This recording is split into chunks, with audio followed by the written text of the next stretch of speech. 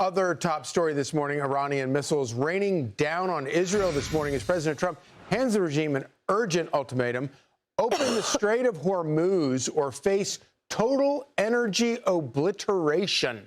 Chief Foreign Correspondent Trey Yingst on the ground in southern Israel with the very latest. Hey, Trey. Yeah, hey guys, good morning. We just returned from the southern city of Arad. This is a community of about 25,000 people where overnight more than 100 were injured by one Iranian ballistic missile impact. Today, this was a significant development and an indication that the Iranians are still able to launch barrages that can get around Israel's air defense systems. Here's what it looked like when we arrived at the site. You can see here the impact crater of an Iranian ballistic missile that slammed into the southern city of Arad overnight, wounding more than 100 people. The buildings here reduced to rubble as this explosion rocked the city of more than 25,000 people. All of this taking place as the Israelis work to shoot down more incoming Iranian ballistic missiles. Today, Israel's Prime Minister Benjamin Netanyahu arrived at the scene to survey the damage. He spoke exclusively with Fox News about the war and the campaign alongside President Trump. What more proof do you need that this regime that threatens the entire world has to be stopped? Israel and the United States are working together for the entire world. And it's time to see the leaders of the rest of the countries join up. I'm happy to say that I can see some of them beginning to move in that direction, but more is needed. President Trump's call to have the international community confront this terrorist fanatic regime of zealots, that is a call not only for the security of America and the security of Israel, it's for the security of the entire world. And it's time for them to act. The Prime Minister calling on other countries to get directly involved in this war as the Israelis are going after many of the ballistic missile storage sites inside of Iran. New strikes were conducted over the weekend, and we do understand more strikes will happen later today. All of this taking place as the Iranians launched just a couple days ago 2 ballistic missiles at the Diego Garcia air base in the Indian Ocean. This is more than 2,000 miles away from Iranian territory and an indication that they have longer range missiles than previously publicly known. I asked Israel's former Prime Minister Naftali Bennett about this very issue. It's important that Europe now wakes up, understands that America and Israel, with the leadership of President Trump, are preventing a nuclear Iranian nightmare on all of Europe. We're fighting this war to protect them.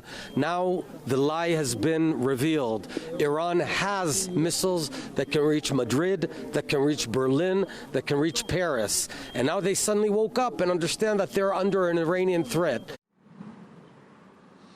The Iranians are also still using cluster munitions against the civilian population here in Israel's second largest city of Tel Aviv. Some of those bomblets rained down once again on the population below. Police tell Fox News there were 15 different impact sites. Guys?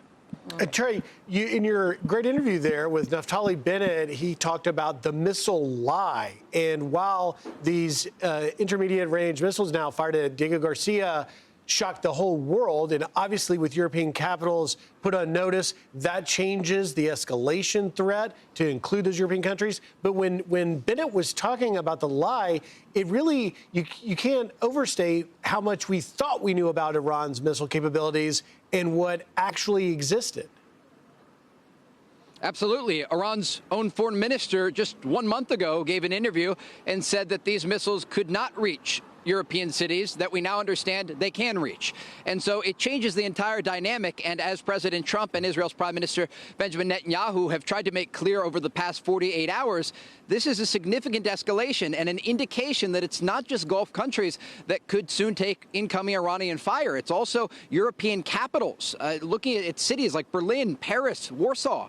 And this is the major concern now, that the Iranians still have the ability to escalate. And we have seen, as we just returned from this site, they are willing to use these missiles. You know, Trey, you reported last night, and I like the word you used. You said that Iran still has an ability to respond in a structured way, meaning that they had an ability to respond in kind to attacks on their facilities. Meanwhile, CENTCOM in the U.S. has talked about the degree to which the United States has degraded their ability to respond. Is CENTCOM overstating how much we have degraded their ability to respond?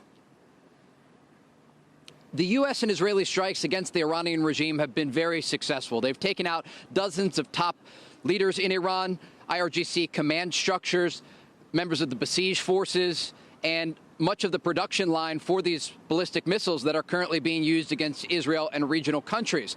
There's an important statistic that U.S. Central Command is talking about, and they are talking about the amount of ballistic missile fire being reduced by somewhere between 90 and 95% from the first days of this war. While that may be true, it does not indicate what their current stockpile looks like and their ability to target Israel and U.S. allies across the region. And that is why we still see these missiles raining down here. And officials here tell us this is going to last for a few more weeks. Great point. Right. Thank you, Trey. Thanks, Trey. Well, the clock is ticking. I'm Steve Doocy. I'm Brian Kilmeade. And I'm Ainsley Earhart. And click here to subscribe to the Fox News YouTube page to catch our hottest interviews and most compelling analysis.